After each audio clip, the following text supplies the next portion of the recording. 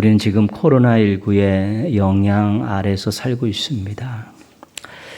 435만여 명이 생명을 잃었습니다. 죽음과 건강에 대한 공포가 또 사람들의 마음을 짓누르고 있습니다. 경제가 악화되었고 기업이나 가게 할 것 없이 힘든 시간을 보내고 있습니다. 실업, 부도, 폐업, 물가 상승, 다른 사람의 일이 아니라 우리들의 일로 피부로 절감하고 있습니다. 만남과 모임이 제약을 받으며 인간관계와 공동체가 예전만 하지 못합니다. 정도 없고 많이 삭막해져 가고 있습니다. 살 길을 찾아야 된다는 절박감과 또 전염에 대한 염려가 정을 나눌 수 없게 했기 때문입니다. 정치, 경제, 사회, 문화, 종교, 교육 모든 분야가 몸살을 앓고 있습니다. 처음 만나는 일이고 처음 당하는 황당한 일이기 때문에 이런 어려움들을 매일 몸으로 겪어낼 수밖에 없습니다. 그러면서 결국 우리들은 코로나19 이후를 생각하게 됩니다. 어떻게 될까? 어떤 일이 일어날까? 종식이 되던 함께 가야 하던 새로운 환경은 반드시 펼쳐질 것이고 과연 어떤 일이 일어날 것이고 우리는 어떻게 대응해야 될 것인가에 대한 그런 생각들이 많아지고 있습니다. 각 분야의 전문가들이 나름대로 예측을 하고 해법을 내놓고 있습니다. 코로나19 그 이유는 우리에게 궁금증을 더해주고 있습니다. 신앙인인 우리에게 구원 그 이후는 아주 중요합니다. 예수님 믿고 천국 가는 것이 궁극적인 목적이 아니기 때문에 그렇습니다. 예수님 믿고 천국 가는 것이 모든 것이라고 생각을 하면 이 땅에서 사는 삶에 의미가 없습니다. 어차피 떠나야 될 세상이고 두고 가야 될 것들이기 때문에 아무런 의미도 부여할 수 없으면 시간과 물질과 여러 가지 모든 것들을 함부로 취급하게 되고 그것들을 도외시하고 무시하게 되면서 사는 그런 이단적인 삶의 모습들이 나오기 때문에 그렇습니다. 성경에서는 구원을 받으라는 복음적인 권면이 많이 나옵니다. 당연합니다. 예수님께서 구원하러 오셨기 때문입니다. 예수님을 전하면 구원이 반드시 붙게 되어 있습니다. 그러나 더불어서 구원을 이루라는 의미의 말씀도 굉장히 많습니다. 이제 구원받은 하나님의 자녀로서 하나님의 백성으로서 이 땅에서 해야 될 일이 있다는 것입니다. 살아내야 될 삶이 있다는 것입니다. 구원의 감격을 가지고 삶을 통해서 해야 될 일들이 많이 있습니다. 하나님의 살아계심을 증거해야 합니다. 하나님 나라를 세상 사람들에게 보여주고 맛보게 해야 합니다. 그리고 하나님의 뜻을 이루어 드려야 되는 것이죠. 그 열매가 평화로운 세상이고 행복한 사람들입니다. 삶을 통해 가정과 교회를 통해 해야 할 아주 중요한 인생의 사명들이 여전히 구원 이후에 우리들에게 있습니다. 여러분들은 구원받은 하나님의 자녀들입니다. 구원받은 구원 그 이후에 잘 살고 계십니까? 구원 그 이후에 정말 하나님 기뻐하시는 삶을 살고 있습니까? 외부로부터 오는 압제, 멍해, 결박으로부터 벗어나는 것을 해방이라고 합니다. 우리나라도 일본에게 35년 동안 억압받았던 슬픔과 아픔의 때가 있습니다. 일제 강점기라고 우리가 이렇게 이야기합니다. 1945년 8월 15일 이 나라의 해방을 맞이하고 금년 76주년을 맞이했습니다. 해방 그 이후 76년이 흘렀는데 우리나라의 형편은 어떻습니까? 이전보다 더 자유가 있고 또 기쁨이 있고 살만나는 그러한 나라로 바뀌어 가고 있습니까? 아니면 아직도 묶인 것에 많이 있어서 해방되어야 될 것들을 많이 보유하고 있습니까? 우리는 여전히 이념의 굴레를 벗어버리지 못하고 있습니다. 해방 이후에 동족 상잔의 비극인 전쟁을 치렀습니다. 북쪽의 공산 정권의 남침에 의한 전쟁으로 우리 땅에서 우리 동포들끼리 서로 피를 흘리며 죽고 죽이는 일들을 겪었습니다. 전쟁 후에 지속된 분단은 아직도 해결되고 있지 않습니다. 지구상 유일한 분단 국가입니다. 그리고 아직도 우리들이 동포들을 적으로 생각하고 지금 전쟁을 치를 준비들을 계속하고 있습니다. 이념을 넘지 않는 한 진정한 해방은 없습니다. 여전히 미움을 가지고 있고 원수로 생각하고 분노를 가지고 있고 또 시기만 되고 또 기회만 되면 전쟁을 통해서라도 어떻게 해보겠다는 마음을 우리가 넘어서지 못하면 여전히 상대방을 이용하면서 자기들의 이익을 챙기는 일들이 계속된다면 여전히 우리는 묶여 사는 것입니다.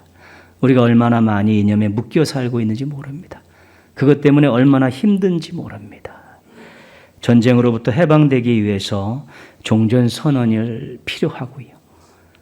분단으로부터 해방되기 위해서 평화협정이 필요합니다. 궁극적으로는 평화통일이 이루어져야지 우리는 이념의 굴레에서 벗어날 수 있게 되는 것입니다.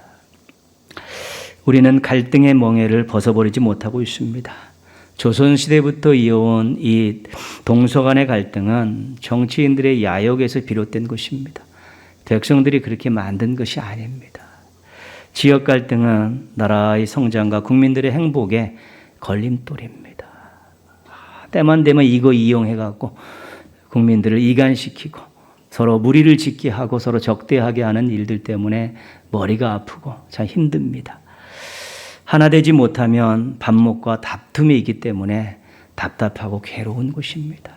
누군가 내 목덜미를 잡고 있는 것 같고 누군가 내 등 뒤에서 비수를 들고 있는 것 같은 그런 마음들을 갖고 살면 행복하지 않은 것입니다. 세대 간의 갈등도 이제 심화되고 있습니다. 양극화로 계층 간의 갈등도 만만치 않고요. 차별로 인해 생겨나는 갈등도 이제 커져가고 있습니다. 이 갈등이 해결되지 않은 한 진정한 해방은 없습니다. 우리가 어떤 고민을 가지고 잠 못 자고 밥 먹지 고민하고 그랬을 때 여기에 무슨 기쁨이 있고 평안이 있습니까? 그런데 작은 공동체나 큰 공동체나 갈등이 늘 끊어지지 않으면 그것이 정말로 행복을 갉아먹고 결국에는 공동체의 영향력들을 생명력들을 끊는 엄청난 일들을 하기 때문에 그렇습니다. 그래서 환경과 사람에게 구속받지 않는 그러한 공동체들을 만들어가는 게 중요합니다. 우리의 환경이 우리의 서로의 사람들이 우리에게 오히려 자유를 얽어매고 또 해방을 맛보지 못하게 하는 걸림돌이 되고 있는 것입니다. 갈등을 상식으로 법으로 사랑으로 풀어나가는 노력들은 계속 해야만 하는 것입니다. 어떻게 하면 이 나라의 완전한 또 해방을 누리고 국민들이 자유를 가지고 행복하게 살 수 있을까? 이게 실은 지도자들의 고민이 되어야 되는 것입니다. 실은 이것이 우리 교회의 고민이 되어야 되는 것이고요. 실은 은혜 받고 하나님의 백성된 우리들의 고민이 되어야 되는 것이지요. 근데 지도자들은 이런 고민보다는 당리당량 사로사이력에 잡혀 있기 때문에 이 나라의 진정한 평화와 자유를 누리는 것들이 점점 멀어져 가고 있고요.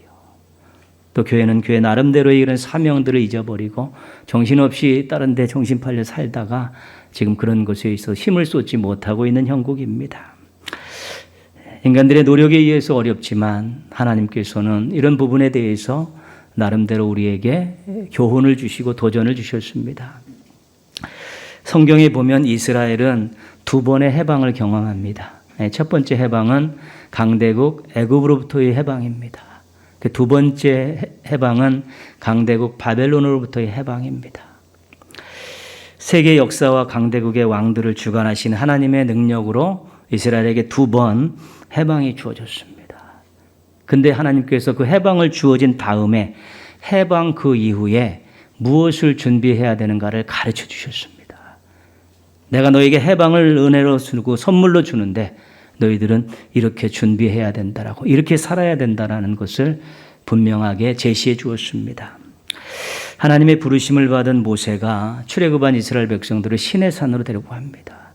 그때 하나님께서 시내산에서 이스라엘 백성들에게 세 가지를 주십니다. 첫 번째는 언약을 맺으시죠. 너는 내 백성이고 나는 너의 하나님이다. 두 번째는 율법을 주십니다. 내 백성, 하나님의 백성은 이 말씀대로 살아야 된다는 것. 세 번째는 성막을 만들게 하셨습니다. 함께 모여서 하나가 되어서 나에게 제사를 드리라는 것입니다. 결국 하나님께서는 하나님의 백성들이 하나님의 중심으로 살 것을 명령하신 것입니다. 하나가 되어서 하나님께 예배를 드리면서 하나님의 말씀을 붙들고 말씀대로 살면서 그렇게 하나님 중심의 삶을 살면 해방을 받은 백성들이 행복할 수 있다는 것입니다. 앞으로 나라를 세울 텐데 그 세워질 나라, 또 그 나라에서 새로운 삶을 지탱해가는 동력이 하나님 중심의 삶이라고 시내산에서 이미 가르쳐 주신 것입니다. 해방을 맛본 백성들에게 해방 그 이후에 하나님 중심의 삶을 살 것을 가르쳐 주신 것입니다. 남왕국 유다가 죄악으로 강대국 바벨론에 망하고 백성들이 포로로 잡혀갔습니다. 예레미야 선지자를 통해서 70년이 될 것이라고 가르쳐 주셨죠. 70년 이후에 하나님께서 이 파사왕의 마음들을 움직이셔서 이스라엘 백성들에게 이제 해방을 주십니다. 1차로 스룹바벨이라는 총독을 세워서 이제는 1차로 귀환을 하게 되죠. 첫 번째 해방을 맛본 사람들입니다. 그 1차 귀환자들이 성전을 만들었습니다. 그리고 파사왕 아닥사스다의 허락으로 에스라를 지도자로 2차 귀환이 시작됐는데 오늘 말씀이 그 2차 귀환에 대한 내용입니다. 6절 말씀 보시면요. 에스라에 대한 내용입니다. 같이 한번 읽습니다. 이 에스라가 바벨론에서 올라왔으니 그는 이스라엘의 하나님 여호와께서 주신 모세의 율법에 익숙한 학자로서 그의 하나님 여호와의 도우심을 입음으로 왕에게 구하는 것은 다 받는 자이더니 2차 귀환의 지도자로 에스라를 세웠습니다. 근데 에스라가 어떤 사람이냐면 율법 전문가입니다. 율법을 연구하고 가르치는 것을 잘하고 율법대로 살아내는 그런 사람이죠. 그 사람을 2차 귀환의 지도자로 세웠습니다. 1차 귀환 때는 스룹바벨이라는 사람을 세웠는데 총독입니다. 정치 지도자 관료입니다. 왜냐하면 본국에 돌아와서 그 불모지에 성전을 지어야 하기 때문에 반대 세력들도 토착민들의 반대 세력도 있기 때문에 그 부분에 있어서는 총독 스룹바벨이 적합했던 것입니다. 그런데 2차 귀환에는 율법 전문가를 세운 것입니다. 왜요? 이제 본국에 돌아가서 성전 중심으로 하나님 말씀을 가르쳐서 이제 그렇게 해방 이후의 국민들에게 하나님 중심의 삶을 살 그러한 지도력을 부여해 주었고 그 지도력이 있는 에스라를 선택한 것입니다. 7절 말씀 보시면요. 아닥사스다 왕 제7년에 이스라엘 자손과 제사장들과 레위 사람들과 노래하는 자들과 문지기들과 느디님 사람들 중에 몇 사람이 예루살렘으로 올라올 때에 거기 소개된 사람 중에 제사장, 레위인, 노래하는 자들, 느디님 사람들은 성전에서 그 허드렛 일을 하는 사람들입니다. 이런 사람들을 에스라가 다 찾아갔고 레위인도 찾아갔고 같이 데리고 올라왔다는 것입니다. 왜 그러십니까? 지금 예루살렘에는 성전이 지어져 있습니다. 근데 에스라가 이제 제사장, 레위인, 노래하는 사람, 느디님 사람들 데리고 가서 이제 제사를 활성화시키려고 하는 것입니다. 그러기 위해서 이 많은 성전에서 드리는 제사가 중요하기 때문에 필요한 일꾼들을 같이 데리고 올라간 것입니다. 말씀 때문에 에스라를 지도로 세웠고 제사 때문에 많은 성전의 일꾼들을 찾아서 그들과 함께 올라간 것입니다. 에스라는 하나님께서 자기를 지도자로 세우신 이유를 알고 있었습니다. 10절 말씀을 보시면 되는데요. 같이 한번 읽겠습니다. 에스라가 여호와의 율법을 연구하여 준행하며 율례와 규례를 이스라엘에게 가르치기로 결심하였었더라.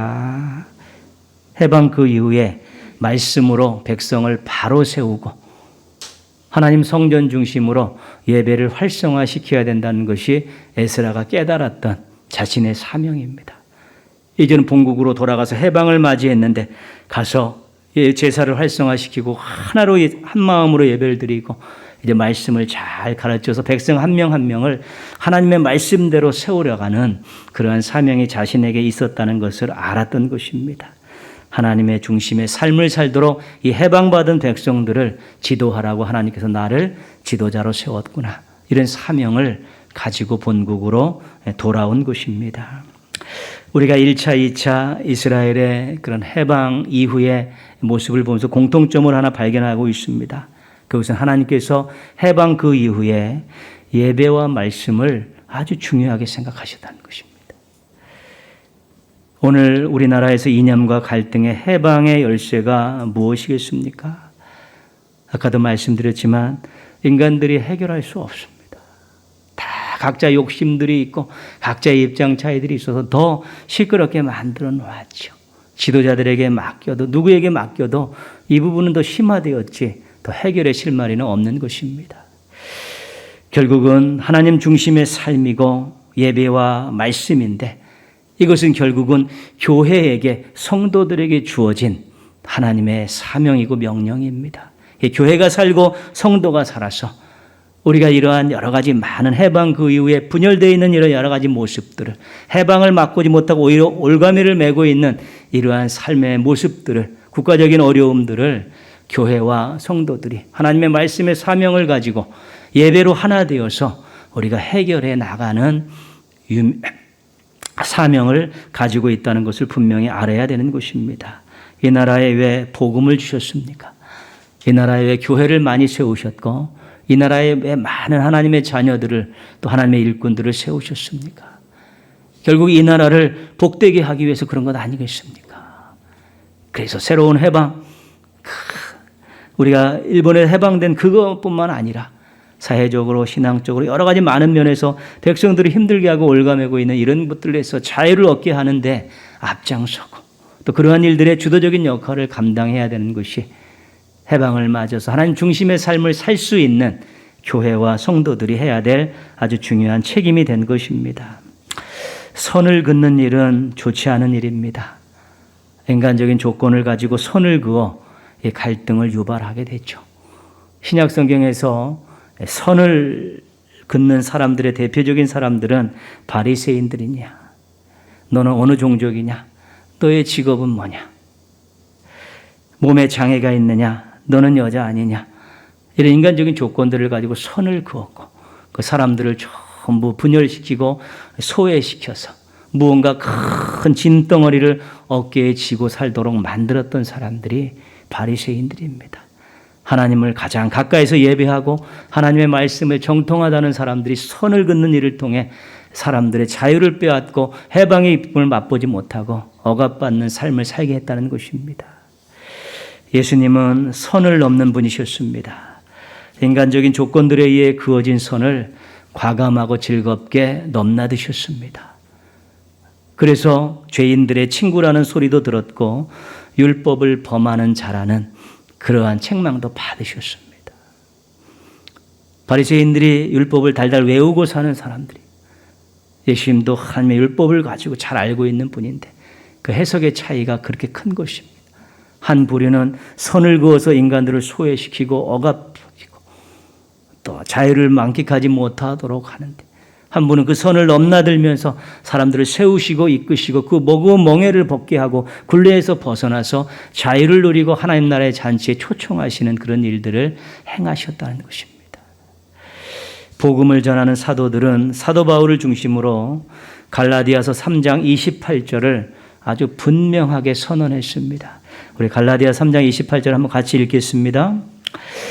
너희는 유대인이나 헬라인이나 종이나 자유인이나 남자나 여자나 다 그리스도 예수 안에서 하나이니라. 유대인이나 헬라인이나 인종입니다. 종이나 자유인이나 사회적인 신분입니다.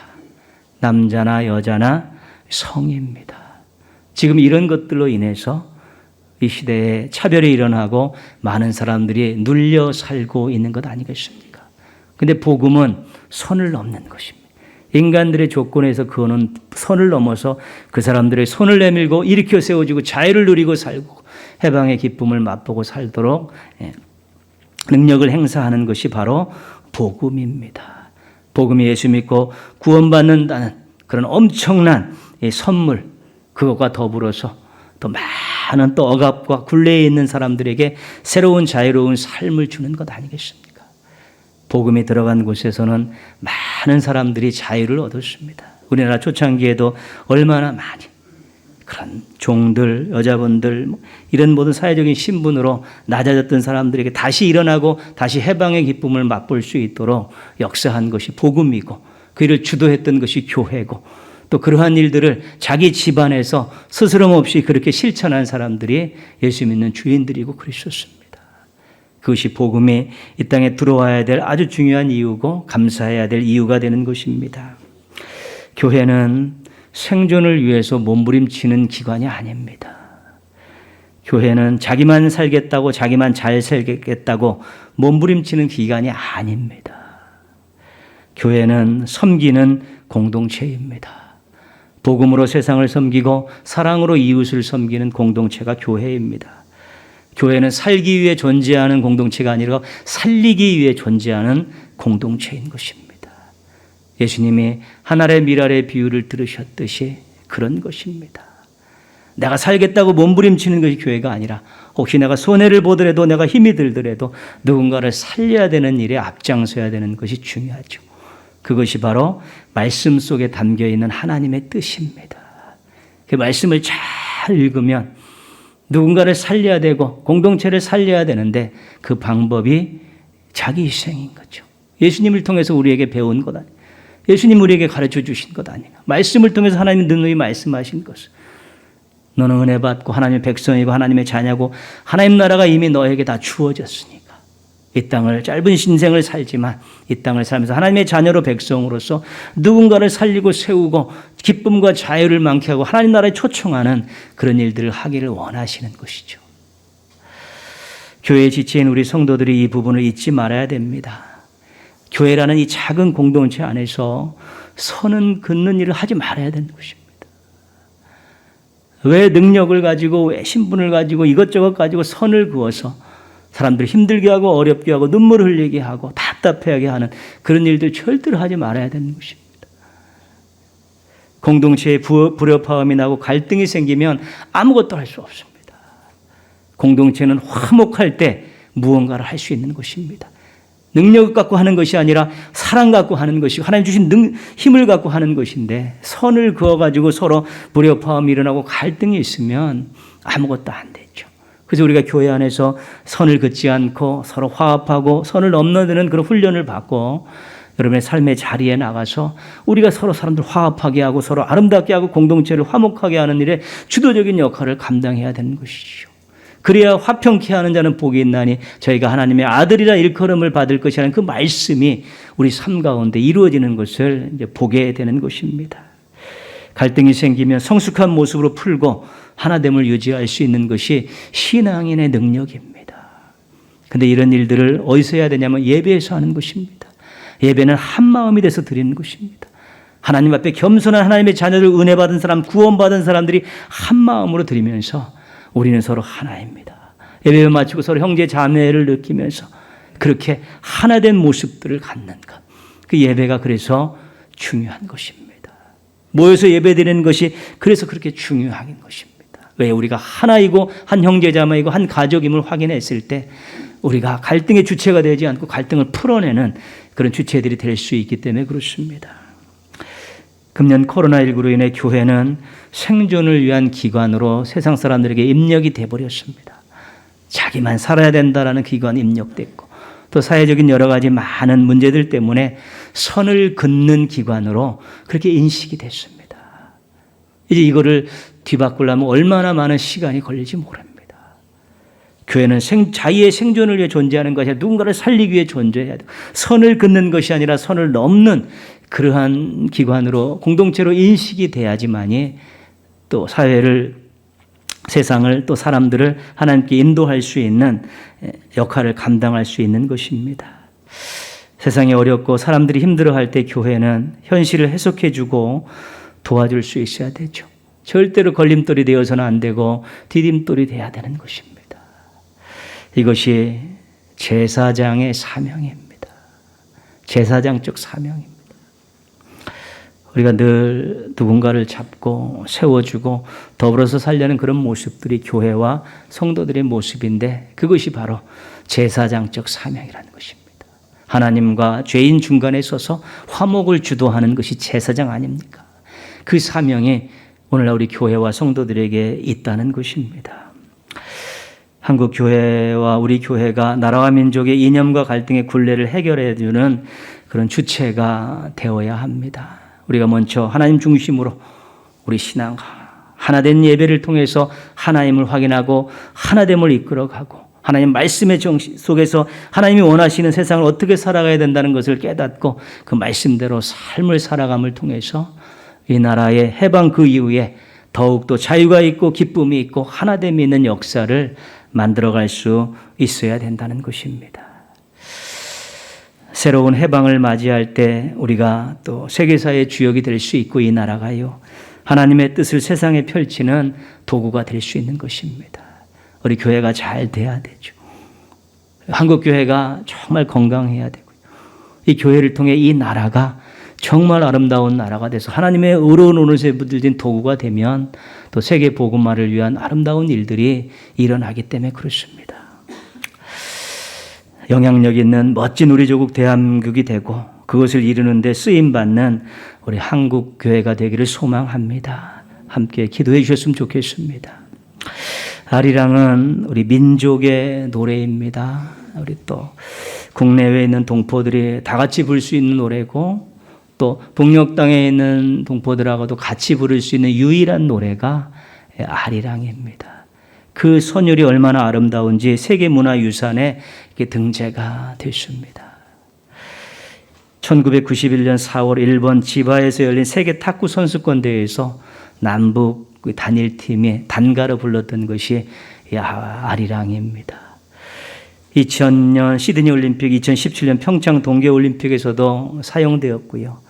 2018년 판문점 남북 정상회담 시에도 연주가 된 것이죠. 그래서 많은 사람들이 우리나라가 통일됐을 때 어떤 국가를 사용해야 되냐? 그 1번이 아리랑입니다. 이 아리랑에는 이 아픔과 슬픔, 한이 많이 들어가 있죠. 간단한 가사 아니겠습니까? 간단한 가사인데 그 이별의 아픔, 슬픔, 그 개인적인 감정인 것 같지만 이 민족의 그 아픔의 역사들을 기반으로 해서 생겨난 그런 가사이기 때문에 그래서 우리가 이 아리랑을 한번 부르면서 이 나라를 그 아픔을 우리가 공감하고 이 나라의 좋은 미래를 꿈꾸는 또 그런 일이 있다면 참 귀한 것이지요. 여러분에게 나눠드린 그 하나님의 충만하심이라는 그 찬송은 아리랑 곡조로 되어 있는 것인데 우리나라에는 없습니다. 1990년 출판된 미국 연합회 장로의 찬송가 229장입니다. 그러니까 미국 교회, 장로 교회에서는 이 아리랑 곡조를 가지고 찬송을 부르고 있는 것입니다. 캐나다와 미국에서 모인 12명의 그 음악 전문가들이 모여가지고 이것을 찬송가로 채택할 것인가 아닌가를 가지고 심의를 해서 전원 찬성해갖고 그 미국 찬송가에 들어간 그 노래가 오늘 우리가 이따가 부른 하나님의 충만하심이라는 그 노래인데 아리랑 선율로 되어 있습니다. 우리 이 시간에는 우리 아리랑을 한번 부르겠습니다. 가사는 다 알고 계시죠? 한번 띄워드리고요. 정말 이 나라의 아픔의 역사들을 기억하며 이 나라가 정말 진정한 해방에 맛보는 그런 국가에 대한 그런 소망을 가지고 이 노래 한번 불러보도록 하겠습니다.